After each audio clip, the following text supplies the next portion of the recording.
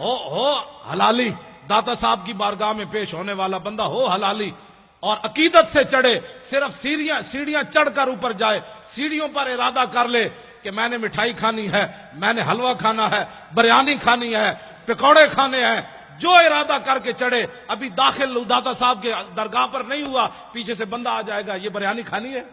دیتا ہے دینے کو منہ چاہیے، دینے والا ہے سچا ہمارا نبی، جن کے تلووں کا دھومن ہے آب حیات، ہے وہ جانے مسیحا ہمارا نبی۔ پہلی شرط جب میں پڑھتا تھا نا 1981 میں، وقت یہ داتا صاحب کا کمپلیکس نہیں، وہ تو بہت آگے تھی جگہ، وہاں دودھ کی سبیل لگتی تھی، تو میں نے ایسے سردیاں تھی، چادر کی ہوئی تھی، طالب علم تھا، تو بہت لمبی لائن، اور جو لائن سے ادھر ادھر ہوتا پولیس والے اس کو ڈنڈے سے اس کی خود مرمت کرتے تھے،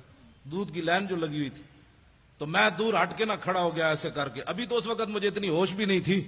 میں نے کھڑے ہو کر کہا، میں نے کہا جی آپ اتنے بڑے شہنشاہ ہو تے طالب علم تے تسی سانو ہی ڈنڈے مروا کے دودھ پیوانا ہے، میں دودھ کوئی نہیں پینا، دودھ میں تاں پینا ہے، میں نے خود پولیس والے لے جان دودھ پیوان، یہ 1981 کی بات ہے، اور مجھے اتنی ہوش بھی اس وقت اتنا تھا کہ داتا داتا ہے، میں دور ہٹ کے کھڑا تھا اور منظر دیکھ رہا تھا ڈنڈے کیسے پڑ رہے ہیں، ایک تھوڑا سا ایسے ہوتا پولیس والے تو چار اس پر جھپٹ پڑتے، سیدھے ہو جاؤ، تو میں نے کہا اتنے ڈنڈے کھانے کے بعد میں دودھ نہیں پیوں گا، بالکل دودھ پلانا، ایک طالب علم ہوں، پردیسی ہوں، غریب الوطن ہوں، مسافر ہوں، حضور کے دین کا جو ہے وہ مہمان ہوں،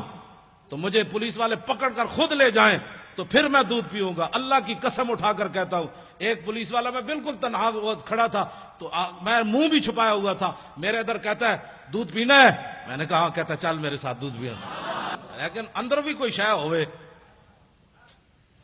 اندر بھی تو کوئی شے ہو نا۔